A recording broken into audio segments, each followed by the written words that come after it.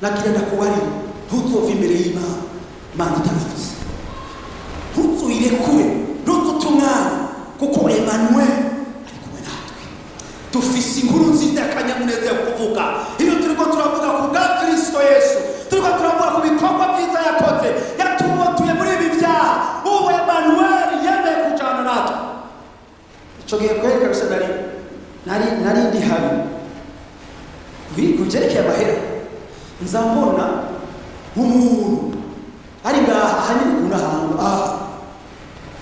naho muvuga izina ati Imana imbwiye ngo ndakubikira amahera jese rero babona abantu umuntu wo mu Burundi arungikira umuntu muri Amerika umengo na amazi aduze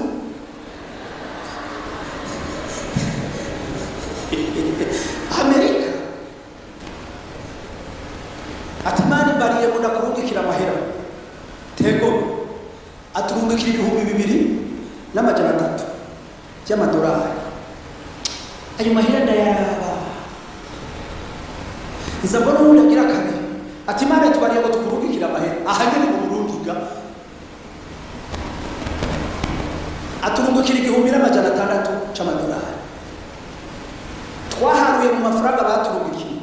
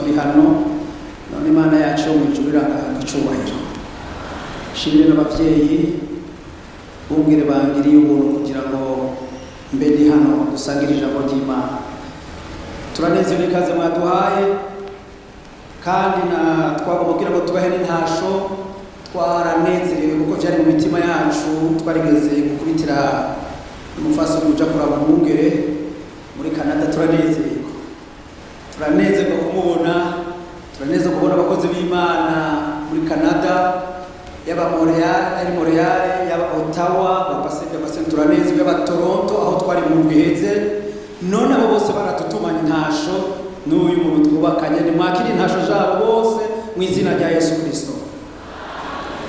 hanyuma rero ndacakunda Yesu biguma byoroha hariya nagiye ndacara umushomeri sindaronka akazi kanje no kuvuga ubutumwa ibyo kurondera amahera Imana yarabinguyeko aha naho amahera bayarondera barayafisa ariho mugabo twebwe yarayatwambuye kuva umunsi yagendera mbye ngo amahera ndayakwatse ndaguhanya umugisha sinzi rero itandukanira aho riri ni umumarayika yagendeye mu ijoro sinziriye ngo amahera ndayakwambuye kura ku mutima ngo ariko ico ndaguhaye umugisha ngendera ku mugisha rero amahera yaranyambuye nabwiye rero umufasoni urakobye ukore singira umugabo wo kurondera amahera ndi umugabo wo kuja mu butumwa bwiza mugabo rero hariya yaciye arondera hano nisuma amaboko no kurondera ivy'akazi byari byarangoye naririye abavyeyi bansubira ati rondera ico urakora na gitoya mu kurindira Imana hari ahantu rero nagiye kwisuma mu minsi 2-3 niyo nkora mu ndwi iminsi ine ngacaja kuvuga ubutumwa nuko mbayeho rero nta butunzi tukirondera mu isi turondera kuzobona Yesu turondera kuzoshikana abantu mu ijuru bantu b'Imana tusome ijambo ry'Imana kuko abantu turi hariya amatelefone aba benshi ngo turungikira amahera nije nta mahera mfise bantu b'Imana nta mahera mfise kandi ntawe nanga kwishura ndamwishura ngo ati jewe mfise ijambo ndaguha verset biblique niyo mfise n'aya mahera nayo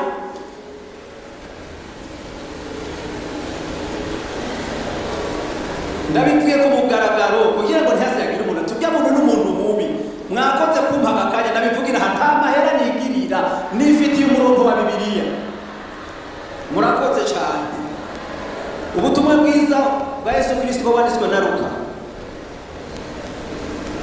2 reka tujye muri Bibiliya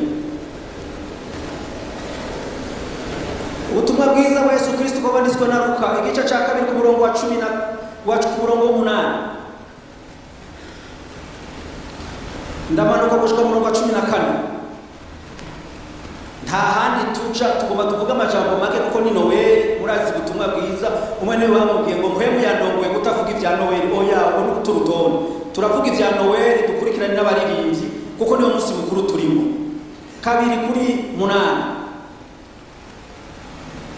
muri iyo ntara harabungere bararira mu gahinga bararira umukuku w'intungwa zabo umumarayika w'umwami Imana ahagarara iruhande yabo ubwiza bw'umwami bubakayanganira hirya no hino baterwa n'ubwoba bwinshi umumarayika arababwira ati ntaco mutinya umva ndababarira ubutumwa bwiza bumeze gute kameze gute kenshi kazoba ku bwoko bwanyu bwose uyu munsi umukiza bavukiye mu gisagara ca Dawidi niwe Kristo mwana iki nico kimenyamenya cyane murasanga umwana wo muroya azingiriwe n'impuzu y'uruyoya ajyamitswe mu bwato bw'inka uwo mwanya hamwe n'uwo mumarayika haboneka ingabo nyinshi zo mu ijuru zihimbaza Imana ziti icubahiro nikibe ku Mana ahasumba ijuru no mw'isi amahoro abe mu binezererwa Imana yacu nihabwa icubahiro Yesu nashimwe ndagomba tuvuganira ijambo uyu mumarayika yavuze cyangwa abamarayika bavuze ndabafitiye ubutumwa bwiza bw'akanyamuneza kameze gute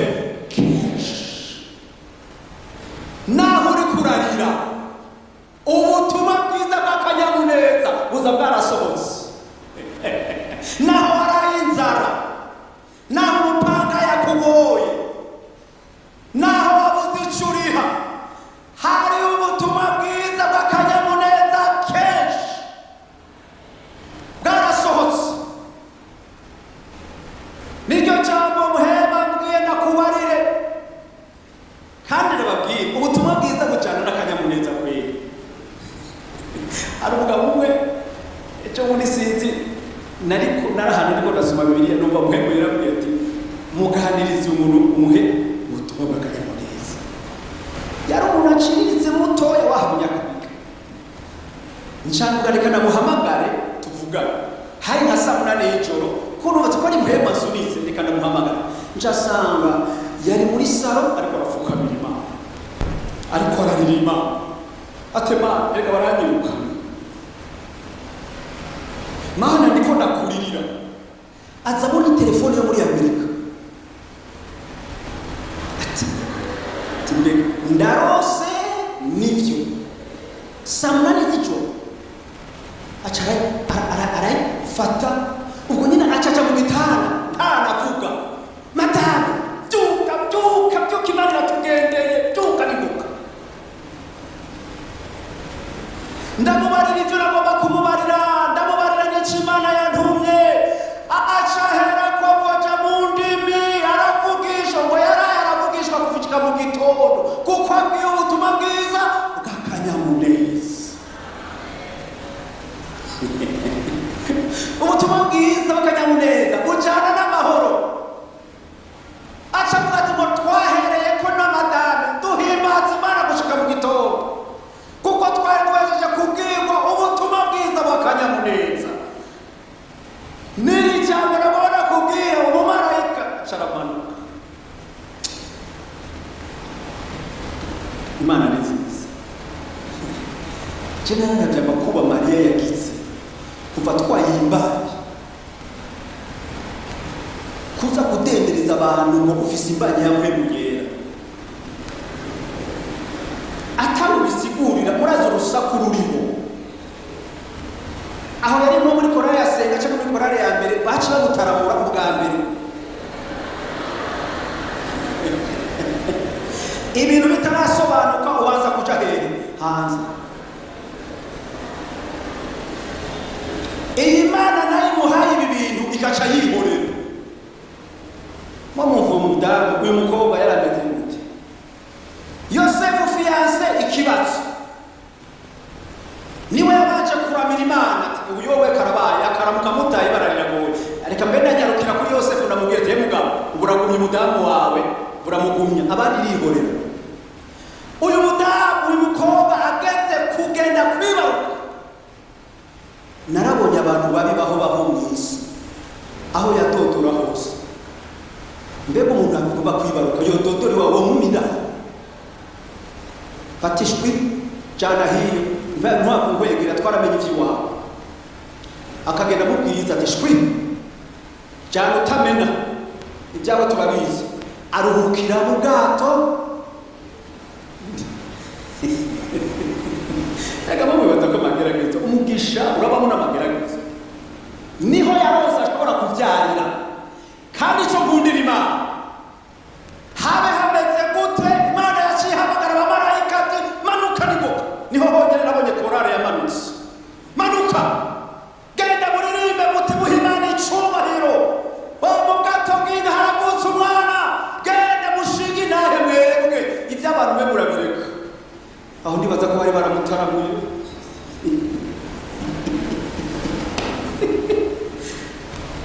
baramutaye asigari wenyine n'ababakuze muri korale kera reka Imana igira abantu barira naho ubona uri mu bibazo byawe ntiwibaze ko bose bazohishurirwa iby'iwawe kiretse ab'Imana izogutumako reka guta umwanya w'imyagagaza wehengo ntibakundana n'abashaka gukunda bigende baguterura hatarage renda urinire hakere ubona ingene bazoguterura kuko Imana yatumbereje iwawe umuntu ashaka ngo akundwe ngo bajya ntibakundana bajya abantu ntiberekwa bajya abantu ntibabonye ibibazo byanje eka ntiharagera ko tubihishurirwa buraryako hageze Imana yafise abizotuma Mana ituma abamarayika ati manuka gane mubwira bungere muti hariya muri kijya gihongororo hariho umwana yavukiyeyo hanyuma muririmbane natwe rero abungere baramanuka bari bazi ko umwana avukiye bwana ntibamenye ko aho yavukiye ngo bahashitse bahasanga Mariya ni wa mwene data Mariya twari tumaze ibisi ducogora karaba ni wa mubami noneho rabicu byamanutse hari igihe umwana aba mu bihe ijuru rikabanza rikamanuka rikemeza abantu rikabemeza ribemereza hagenda ati genda rero tubabwiye inkuru nziza y'akanyamuneza naje nabaza n'inkuru nziza y'akanyamuneza kenshi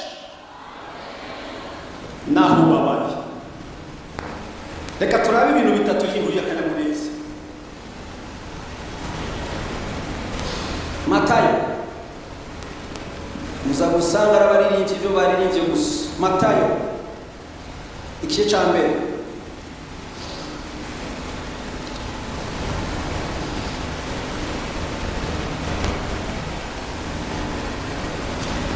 Matayo igice cya mbere umurongo wa 14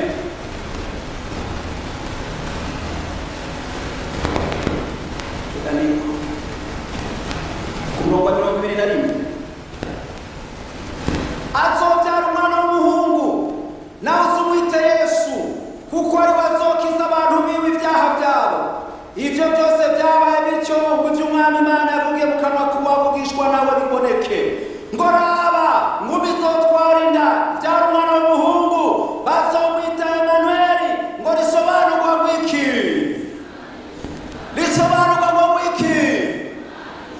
iyo ni inkuru y'akanyamuneza. Azobyara umwana w'umuhungu kandi uwo mwana w'umuhungu azoba aje gukiza abantu ibyaha byabo. Imana nihabwa icyubahiro, yadukijije ibyaha, yatugobotoye mu maboko y'abamubiri, yadukuye mu ishayo, yadukuye muri bya bindi. Iyo ni inkuru nziza y'akanyamuneza yadushitseko. Ikinezeza kikarusha kuri ibi ngo Emanueli risobanurwa ngo Imana iri kumwe n'abantu. None wumva ibiduhagarika umutima byo duhagarikira umutima iki? Nimba Emanueli ari mu rugo rwawe, nimba Emanueli mujana, nimba Emanueli yarakubohoye by'ukuri nimba twarabohowe by'ukuri, nimba Yesu yaratubohoye, Imana yashize iroma muri twebwe, iba muri twebwe, igendera muri twebwe. Si bya bindi yazanywe kadoma ko kubavugishwa ngo igaca yigira, uwavugishwa yaje kuvugishwa na muhemu agaca yigira, ariko yahisemo kuturungikira Emanueli ngo abane natwe. Nababwiye mukeje datebo madamu naho turyama tukavyuka nituze turyame nginga tucyutse mu gitondo turabazana acungwa n'abavuze uwo munsi akamwe ati wapi kabisa, nanje nkavuga ni wapi kabisa. Mugabo bukeye tugasubira nacungwa n'abavuze reka ni Emanueli, reka tukumwe na Emanueli, turi mu ibarabara tukumwe na Emanueli, turi ku kazi turi kumwe na Emanueli, turyamye turi kumwe na Emanueli. None Emanueli ni bari kuba natwe kubera iki dushoma vuga atavuze turamubaza none waturetse wavuze kuzobana natwe, wavuze kuri Emanueli. Iyo ni inkuru nziza kuri jewe, iyo ni inkuru nziza kuri wewe, nigomba Emanueli abane natwe. Undi munsi ngacambura tugize amageme meza atari icyo uhora avuze atashi cyuka tukaca twandika, dufise igitabo twandikana icyo Emanueli ariko avuga ku buzima bwacu, avuga kuri kazoza kacu, avuga ku kubaho kwacu, avuga ku koja mu ijuru kwacu, avuga ku iherezo ryacu. Iyo ni inkuru nziza ndakuzaniye muri iki gitondo. Emanueli ari kumwe natwe mu izina rya Yesu Kristo. Reka guhagarika umutima, reka kugenda n'uruhagarara. Hari inkuru nziza y'akanyamuneza iwacu, hari inkuru nziza y'akanyamuneza iwawe. Reka kugenda n'uwagandaye, reka kugenda ufashe ibyo bibazo byawe ngo bizikorere. Oya, Emanueli ari kumwe natwe. Igihe nashaka muri kiriya gihugu, Imana yatubwiye turya ngo ntimuze muhurumire amafaranga y'iki gihugu, atego muze mwitondo murondere jewe uhoraho nzobacira inzira. Tutego canabwira umukenyezi baze n'amakuru rero, mbanje kuja kwinyegeza iminsi indwi ntarya maze ndirira Imana ndayisobanuze neza ibyo bintu, canatsenga ku munsi ugira gatanu ndi imbere y'Imana, niho nari nkishika. Ino n'uhoraho ushaka dukora iki? Ku munsi ugira gatanu uhoraho acagendera mu ndoto sinziki, mbona umumarayika araje atubwira ngo ndakubwire kuva uyu munsi ndaguhinduriye karanamuntu y'ikirundi. Iyo ryari ikirundi nari mfise mbona barayinyatse, uwo mumarayika acambwira ndaguhaye karanamuntu nshaje, ati kandi karanamuntu ndaguhaye aho uzokwinjira hose imiryango izokwiyugurura. yari inkuru nziza y'akanyamuneza cyane. Ndapfukama ni mu izina rya Yesu, ndaronse karanga mu mushasha y'ikirundi bayitaye, bampaye shasha. Madamu imufasha gushima Imana. Aha byahetse, ubu rero duhaguruke tugende, kuko Imana yamaze kuvuga, Imana yamaze kugendana natwe. Humura, iri kumwe natwe. Nagira ndakubari, ntuzova imbere y'Imana, Imana itavuze. Ntuzuyirekure, ntuzuta umwana, kuko Emmanuel ari kumwe natwe. Dufise inkuru nziza y'akanyamuneza yo kuvuga. Iyo turiko turavuga ku bwa Kristo Yesu, turiko turavuga ku bikorwa byiza yakoze, yatubotuye muri ibi byaha. Ubu Emmanuel yemeye kujana natwe. Ico gihe kweri kabisa nari ndi habi kujerekeye amahera, nzambona umuntu ari ngaha hanini kuna hantu naho muvuga izina ati Imana imbwiye ngo ndakubikira amahera. Jese rero babona abantu, umuntu wo mu Burundi arungikira umuntu muri Amerika, umengo na amazi atuze.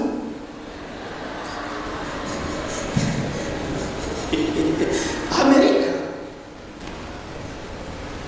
ati Imana imbariye ngo ndakubikira amahera. Tego aturungikira 2,200 by'amadolari. Ayo mahera ndayaraba, nzabona umuntu agira kabiri ati Imana tubariye ngo tukurungikira amahera. Aha nyine mu Burundi ga aturungikira 1,600 cy'amadolari. Twaharuye mu mafaranga baturungikiye nkiri muri ako gahinga 7,000 by'amadolari. Avuye hehe? Mu Burundi. Ni nko kugemurira umwami uri umunyagihugu. Ntaho Imana idashobora kugira igikorwa igukorera, ntaho Imana idashobora kukugirira neza. Ariko reka Emmanuel yinjire mu rugo, yinjire muri mariage yawe, yinjire mu bana bawe. Imana ibane nawe, Imana igendane nawe. Ntaho Imana idohezagira umuntu. Ubwanje narumiwe kumva ibintu nk'ivyo ndabironkeye mu gihugu cy'u Burundi. Aha nyine mubona abantu bariko bararirira, ariko bakagemurira, kuko Emmanuel nahisemo kwaba muri twebwe, nahisemo kwaja. Reka guta umwanya w'ibiguhagaritse umutima. Rabi inkuru nziza y'akanyamuneza Imana yaturungikiye. Shira umutima kuri iyi nkuru nziza. Ibisigaye zobikora. Inkuru y'akanyamuneza ya kabiri,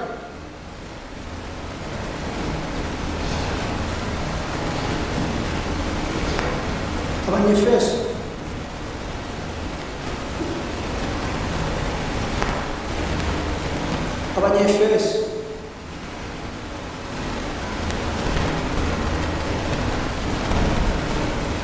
igice cya kabiri,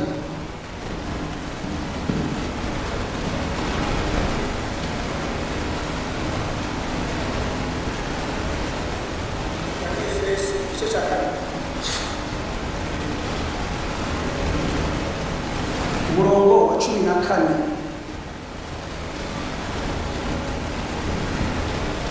Turasoma mu izina rya Yesu. Niwe mahoro yacu, kuko yahinduye amacakubiri kuba kimwe, ahomboye ca gisika co hagati cadutandukanya. Ubwansi amaze kubuhindura ubusa umubiri wiwe, nibwo bwa byagezwe birimo amabwirizwa ava mu byashinzwe, kugira ngo muri we y'amacakubiri ayaremwe n'umuntu umwe musha, ngo azane amahoro atyo. Kandi ngo ayo macakubiri amaze kuyagira umubiri umwe ayuzurisha n'Imana. Umusaraba awicishije bwa bwansi. Yaraje ababwira ubutumwa bwiza bw'amahoro. Mwebwe abari kure kandi abari hafi nabo ababwira amahoro. Imana ntihabwe icubahiro. Yaraje, nicyo catumye aza abwira ubutumwa bwiza bw'amahoro abari kure, abantu twari kure, atubwira iby'amahoro. Twari kw'intambi, twari twaraciriwe gupfa, twari twaraciriwe urubanza, ibyegezo byari byaraduciriwe urubanza, twari twaratandukanye n'Imana, nta Mana twari dufise. bwarashitse, ariko ubutumwa bwiza bw'akanyamuneza ngo buradushikako abari kure abigiza hafi. Mwebwe ngira nti mwari kure, mugabo je ndazi ko nari kure, atwigiza hafi, maze ngo maze kutwigiriza hafi aca mu amahoro abe muri mwebwe. Nibwo butumwa bwiza bw'akanyamuneza. Abantu twari kure, abantu twari twaraciriye urubanza, abantu tutari dufise Imana, ngo ariko Yesu icamuzanye, icatumye avuka kwari ukugira ngo abari kure atwigize hafi yacu. Sinzi kuri hafi yawe, sinzi ahantu uri, ariko nconzi ubutumwa bwiza bw'amahoro bwanshitseko bw'akanyamuneza. Naramubwiye n'abo muhira, muze mwame munezerewe, bana banje munezerwe, muryango munezerwe, kuko ubutumwa bwiza bw'akanyamuneza bwaradushitseko. Ntaco tuba tugandara, ntaco tuba tugandara, ntaco tuba duhagarika umutima, tukiri mw'isi. Ubutumwa bwiza bw'akanyamuneza bwaradushitseko. Nama nabwiye abantu kuko ijambo ry'umusaraba ritatutera isoni. Ahantu hose ndi, naho noba nagiye kwisumamo ku kazi, ikintu ca mbere mvuga tutazinanye, ndi umukristo narakijijwe, ni kandi ngira ndakubwire Yesu muzima. Ubwo ni ubutumwa bwiza bw'akanyamuneza bufise mu nawe. Ku kazi bakamenya ati njya ni pastor, ntukaterwe isoni ku kazi. Urazi gituma isazi zikuzako, urazi gituma umunyabyaha gukinako, nuko byaguteye isoni bwo gutanga uyu butumwa bwiza bw'akanyamuneza twarose. Abanyamerika bakanda, ntabwo ndababwira, abantu baribesha ngo murafise amahera, mugabo yariye nabi, muyajya mubabaye, muyajya murushe, ariko nagomba nakuzana ubutumwa bwiza bw'akanyamuneza. Yesu Kristo ni Mwana w'Imana, Yesu aragukunda, bagaca bakanguka. Urazi ko ivyo bintera agatega ko kubaho. Urazi ni wavuga Yesu nyene wubaho, abantu basigara bavuga ati ni mukizwa, kandi burya n'abafise imitwari baremereye baca bamenya wo batumbere, atujya mu natubwira ivya Yesu kandi ameze kurya ikatutumbere, baca bakuzanira imitwaro kandi utari pastor. Urazi kubera iki? Kuko watanze ubutumwa bwiza bw'akanyamuneza. Ushize ku kazi, serura identite yawe. Bajya usengera he ati rimwe na rimwe nja kubona hanga kandi muri ivi.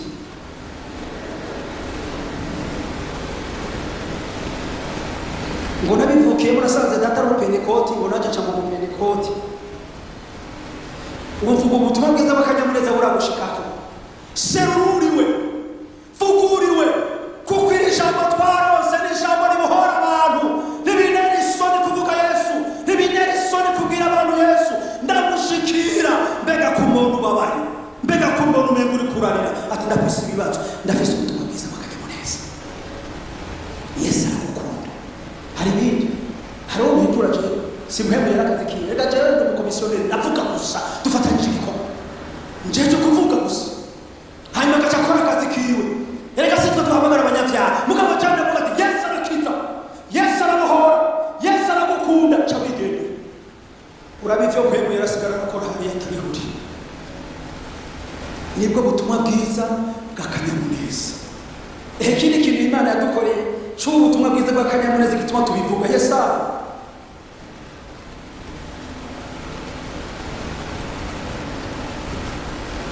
Yesaya 9 gituma ari ubutumwa bwiza bw'akanyamuneza.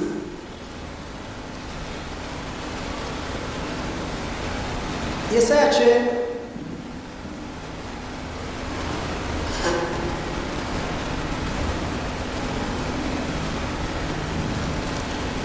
Yesaya 9 kuri 6.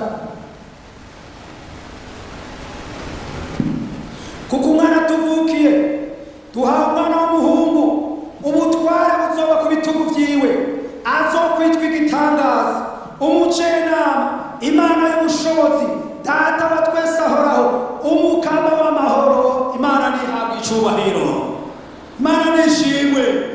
Igituma ari ubutumwa bwiza bw'akanyamuneza, kuko uyo mwana bavukiye azokwitwa igitangaza.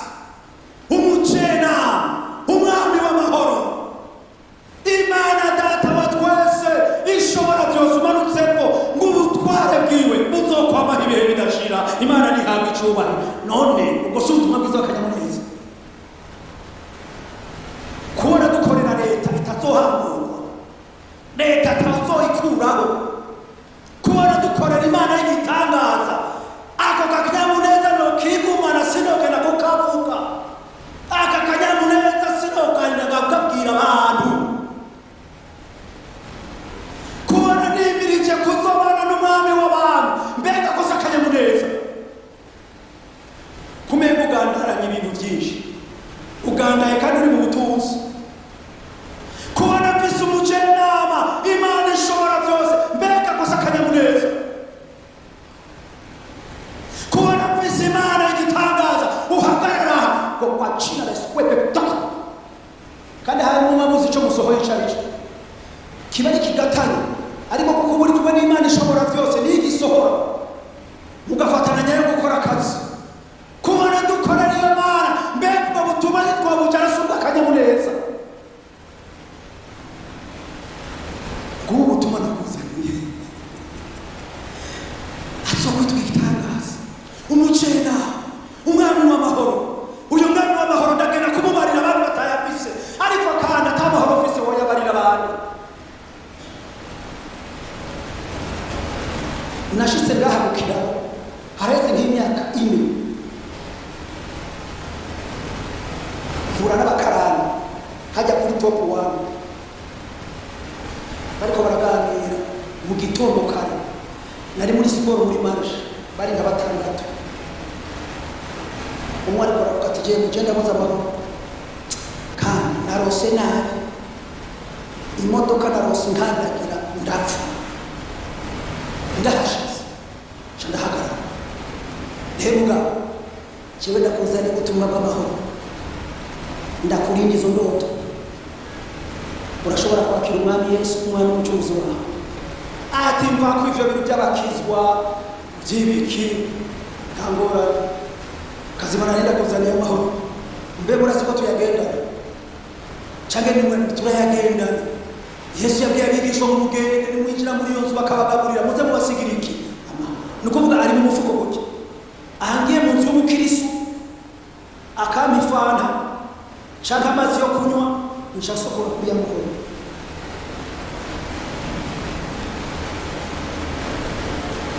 Nagende mukirisu mukabuga hahe nshitsi we muririnzi aratangura inkuru ndimo n'abari mu batatu, arakokeza inkuru duhejeje, ndabwira abari mutuhabuga tugende wa mukirisu ati ngo mbega none kubwita kabota dusenge nisengere kuki reka bifise byose yera ndaguha ivyo utampaye. Yesu yavuze ngo utanga ubwato bw'amazi, nta n'amazi wampaye nta n'ifana wampaye ngo ndagusenge, ndabwira abari bati haguruka tugendesha. Hari igihe mwibaza ko ari ibintu vyamweshe,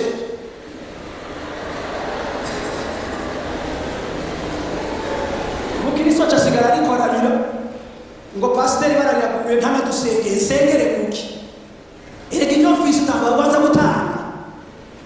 Yesu yavuze mu bwato bw'iki murabura kuza muratanga mwishina abantu bacimira bavugishwa babazaniye amakado yo mu buryo bw'intebe, babazaniye amahoro, babazaniye umunezero, hanyuma baza mu nzu yanyu ukabasuzugura bagigisiga baryiye. None Aburahamu yaronse umwana biciye he? Yabanje arabaga atazi n'icyo ariko arakora, arabaga inka arakubita abamarayika barakubita, bamaze kugira ikintu cyitwa guhanga bagaca banezera batura umube. Urazi umube bamuturiyeko Aburahamu umwaka nk'uyu nimutahagisha abakozi b'Imana nta bibe bazobaturirako, mubicisha inzara mwirirwa mwicaye aho nabo bafise imibi bakeneye guhanga ngo baserure. We mu mwaka nk'uyu uzoba ufise umwana w'umuhungu yaba Sara ari mu gikoni ati sha nuko muhaza ati uvuze iki ntaco uzobibona. Mbega bahereje guhaga so baje bamanuka Sodo ajya Loti yakijijwe nuko bahazi, bacabwira Aburahamu ati mbega turamanuza Sodomu watugiriye neza sha, kandi tugiye Sodomu tugiye kuhakora ikintu hajya ahantu habaye abavye